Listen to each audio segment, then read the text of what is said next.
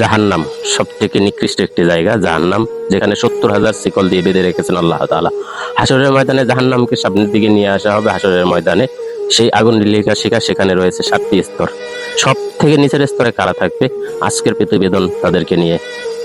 একটাবার লক্ষ্য করে দেখুন, আল্লাহ তাআলা আমাদেরকে সৃষ্টি করেছেন তার ইবাদত করার জন্য, তার বন্দেগী করার জন্য। তাকে অস্বীকার করার কিছু নেই। আপনি নামাজ পড়েছেন, রোজা রেখেছেন, তারপর আল্লাহ তাআলা আপনাকে জাহান্নাম দিবে। সর্বশেষ স্তর জাহান্নাম। সেই জাহান্নামে কারা থাকবে, কে যাবে সেই জাহান্নামে? আজকের প্রতিবেদন আমি আপনাদেরকে যেটা লক্ষ্য করে বলতেছি সেটা হলো, সব থেকে নিচের প্রতিবেদনে সব থেকে নিচের স্তর, জাহান্নামের যে 7টি স্তর, তার সব থেকে নিচের স্তরে যারা থাকবে তারা হচ্ছে গীবতকারী, যারা গীবত করেছে। আগুনের লেলিহার শিকার। আপনার পিছনে একটু লক্ষ্য করলে দেখতে পাবেন, উত্তপ্ত দুনিয়ার যত আগুন আছে তার থেকে 70 গুণ বেশি, সর্বনিম্ন 70 গুণ বেশি আগুনের লীলা থাকবে। যেখানে কিছু লোহা যদি সেই আগুনে পড়ে 7 সেকেন্ডের ভিতরে পানি হয়ে যাবে। এমন আগুনের ভিতরে আল্লাহ তাআলা জাহান্নামকে এমনভাবে তৈরি করেছেন, এবং সেখানের খাবার এতই নিকৃষ্ট, এতই দুর্গন্ধ যে দুনিয়ার কোনো দুর্গন্ধর কোনো এক বর্ণনায় আছে, জাহান্নামের নিকৃষ্ট খাবারের যদি একটা ফোঁটা দুনিয়াতে ছাড়া হয় তবে সেখান থেকে এত দুর্গন্ধ আসবে যে সকল মানুষ সেই দুর্গন্ধে মারা যাবে। এই সেই স্তর, এই সেই এতটা নিকৃষ্ট স্তর, যেখানে যারা সর্বনিম্ন, যারা নামাজ পড়িবে, রোজা রাখিবে, তারপর তারা জাহান্নামে যাবে। কেন যাবে? সেটা হচ্ছে গীবত করা। গীবত করা থেকে বিরত থাকবো। গীবত এমন একটি গুনাহ যেটি তার আপন মায়ের সাথে জিনা করার সমতুল্য, এবং এটি থেকে গীবত, পরনিন্দা থেকে আমরা সবসময় বিরত থাকবো। কেননা এই জাহান্নাম আল্লাহ তাআলা সৃষ্টি করেছেন, পাশাপাশি কিন্তু জান্নাতও সৃষ্টি করেছেন। আপনি ইবাদত করিবেন, আল্লাহর ইবাদত করিবেন, আল্লাহকে সন্তুষ্টি লাভের জন্য যদি কিছু করতে পারেন, আল্লাহ তাআলা আপনাকে জান্নাত দিবে। কিন্তু আপনি আল্লাহর আদেশ, নামাজ, রোজা, হজ, যাকাত সব করিলেন, কিন্তু আপনি যখন গীবতে মুক্ত থাকবেন, পরনিন্দায় মুক্ত থাকবেন।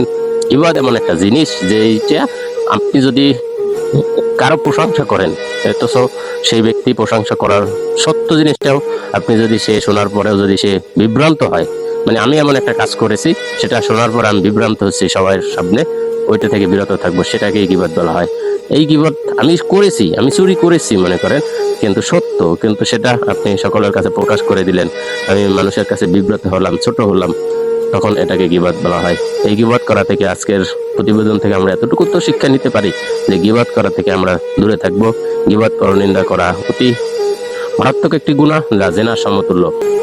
আপনি যখন কারোর সাথে জিনা করেন, যেই পরিমাণ গুনাহ হবে তার থেকে বড় গুনাহ এই গীবতে।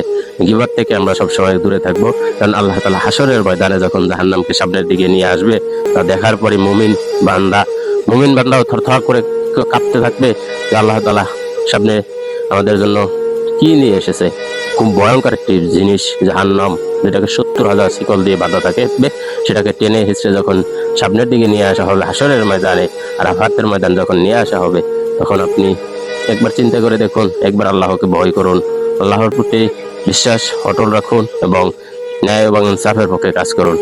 দেখেন, এই জাহান্নাম আল্লাহ তাআলা সৃষ্টি করেছেন, তার পাশাপাশি কিন্তু জান্নাতও সৃষ্টি করেছেন। আপনি যদি ভালো কাজ করে থাকেন, আল্লাহ তাআলা আপনাকে জান্নাত দিবে। কিন্তু ভালো কাজে যে আপনি করতেছেন, আপনি সব কিছু ঠিক রাখতে হবে। মানে আপনি নামাজ করলেন, রোজা করলেন, গীবত করিলেন, তখন কিন্তু আপনি বিপদে পড়ে যাবেন। কেননা নামাজ রোজার পাশাপাশি আল্লাহর ইবাদত করার পাশাপাশি এমন কোনো কাজ করবেন না যে কাজের কারণে আল্লাহ তাআলা আপনাকে এমন শাস্তি দেয় যেটা সর্বনিম্ন। জাহান্নামের যে 7টি স্তর আছে, সেখান থেকে সর্বনিম্ন স্তর যেটি, সেটাও যদি আপনি একবার চিন্তা করেন, একবার ভাবুন, দেখবেন যে সেখানে গীবতের বিষয়ে বিশেষভাবে বলা আছে। গীবত করা যাবে না, পরনিন্দা করা যাবে না। গীবত অতি ভয়ঙ্কর একটি বিষয়। এক বর্ণনায় রাসূল সাল্লাল্লাহু আলাইহি ওয়াসাল্লাম উল্লেখ করেছেন, তোমরা দুনিয়ার সবথেকে নিকৃষ্ট কাজ হচ্ছে গীবত। গীবত করা থেকে বিরত থাকো। আমার মুসলমান ভাইয়ের যত কিছু করুক না কেন, 10 গুণ 10টাকে তোমরা ডেকে রাখো। তোমরা একের দোষটাকে তুমি ডেকে রাখো, তোমার দোষটা আল্লাহ তাআলা কোনো একভাবে ডেকে দিবে। তো আমরা গীবত এবং পরনিন্দা থেকে